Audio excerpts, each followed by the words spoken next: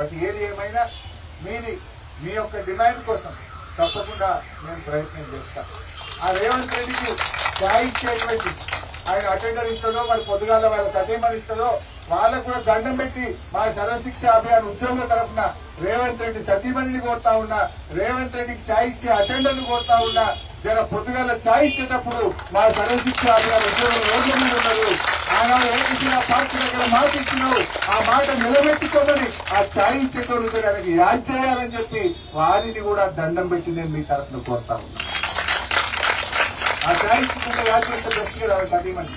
ఇట్లా సర్వశిక్ష అభియాన్ కాడ ఏకశిలా పార్క్ కాడ మాట ఇచ్చినావట, ఇక హరీశ్రావు యాద్ చేయమన్నాడు అని రేపు పొద్దుగాల ఛాయ్ ఇచ్చేటప్పుడు ఆయన సతీమణి ఆయన గుర్తు చేసుకుంటే ఛాయ్ వేయాలని చెప్పి వారి సతీమణి కోరుతా ఉన్నా, వారికి ఛాయ్ ఇచ్చే అటెండర్ కూడా ఈ సందర్భంగా నేను కోరుతా ఉన్నా.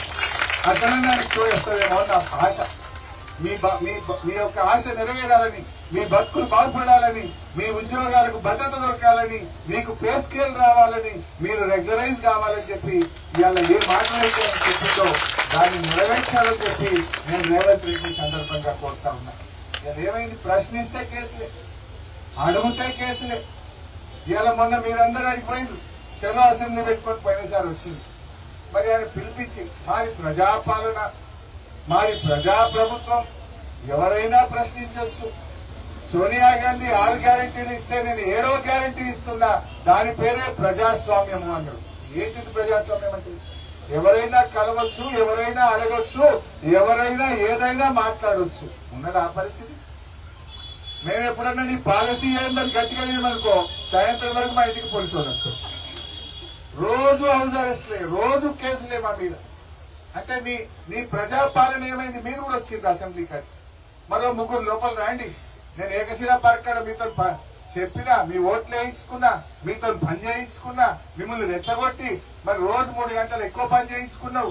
ఒక్కొక్క అక్కచెల్లె 50 ఓట్లు వేయించినట్టుంది. మొన్న 50 వేయించిండ్రు. మరి మీరు వేసిన చెల్లె రాని ముగ్గురని లోపలికి పిలిచి మాట్లాడి రెగ్యులరైజ్ చేస్తా, పోనీ 1 నెల అయినాక చేస్తా, 2 నెలలైనా ఇస్తాను మాట్లాడాలి. పోలీసు వాళ్ళని పెట్టి మిమ్మల్ని అరెస్ట్ చేసి ముషీరాబాద్ లో పెట్టిందంటే ఆ రోజు నేను మాట్లాడిన ముషీరాబాద్ పోలీసు వాళ్ళకి, ఏందయ్యా 6 అవుతుంది ఇంకెప్పటిదాకా పెట్టుకుంటారు, వాళ్ళని విడిచిపెట్టావా, నేను రావాలని అడిగి దబాయిస్తే అప్పుడు విడిచిపెట్టింది. ఈ రకంగా ప్రజాపాలన కాదు, ఇది ప్రజా పీడనగా మారిపోయింది. ప్రజా పీడనగా మారిపోయింది.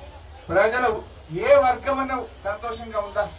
ఒక ప్రభుత్వం అనేది ఒక ఏంది, ఏదో ఒక వర్గానికి మేలు జరుగుతూ ఉంటుంది, ఎవరికో ఒకరికి కొంత సంతోషం కలుగుతుంటది. ఎవరు కూడా ఆనందంగా లేదు. ఆశా వర్కర్లు మన కోటి కాడికి పోతే మీరు చూసి ఉంటారు టీవీలో, ఎగిరెగిరి కొడుతున్నారు పోలీసులు, జీబులో కూర్చున్నాక ఎగిరెగిరి కొడుతున్నారు ఆశా వర్కర్లు. ఇదా ప్రజాపాలన? ఎగిరెగిరి కొట్టుడేనా?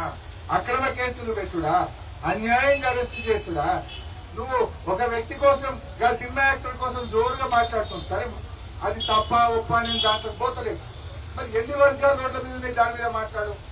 ముఖ్యమంత్రి సొంత ఊరు కొండారెడ్డిపల్లిలో సాయిరెడ్డి అనే మాజీ సర్పంచ్ గారు రేవంత్ రెడ్డి అన్నదమ్ముల వేధింపులు భరించలేక, రేవంత్ రెడ్డి అన్నదమ్ములు పెడుతున్నటువంటి ఇబ్బందులు భరించలేక నేను ఆత్మహత్య చేసుకుంటున్నానని సూసైడ్ లెటర్ రాసి సాయిరెడ్డి అని ఒక 80 ఏళ్ల పెద్ద మనిషి చచ్చిపోయింది.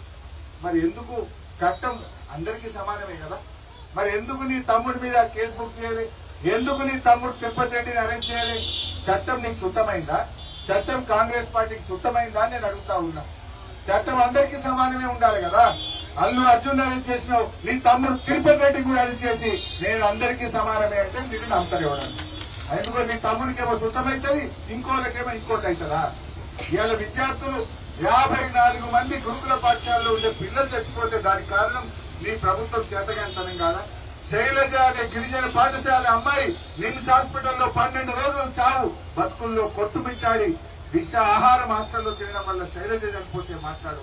లగచర్లలో గిరిజన రైతులకు వేడి వేసి 30 రోజులు జైల్లో పెట్టావు. ఇది నీ ప్రజాపాలన అని నేను అడుగుతా ఉన్నా. బట్ ఏది ఏమైనా ఇంకా చాలా విషయాలు ఉన్నాయి, కానీ మీకు కావాల్సింది మీ రెగ్యులరైజేషన్, మీకు కావాల్సింది ఉద్యోగ భద్రత, మీకు కావాల్సినటువంటిది రేవంత్ రెడ్డి ఇచ్చిన మాట నిలుపుకోవడమే మీకు కావాలి.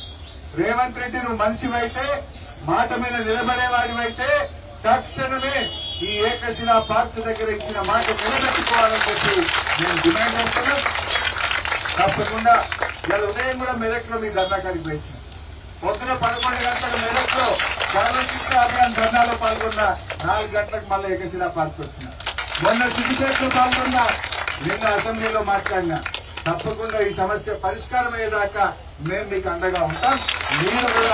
మీరు కూడా సోషల్ మీడియా ద్వారా ఈ కాంగ్రెస్ ప్రభుత్వ అరాచకాలను వైఫల్యాలను వీళ్ళిచ్చిన హామీలన్నింటినీ కూడా ప్రజలకు అర్థమయ్యే రీతిలో వివరించాలని చెప్పి కోరుకుంటూ జై తెలంగాణ.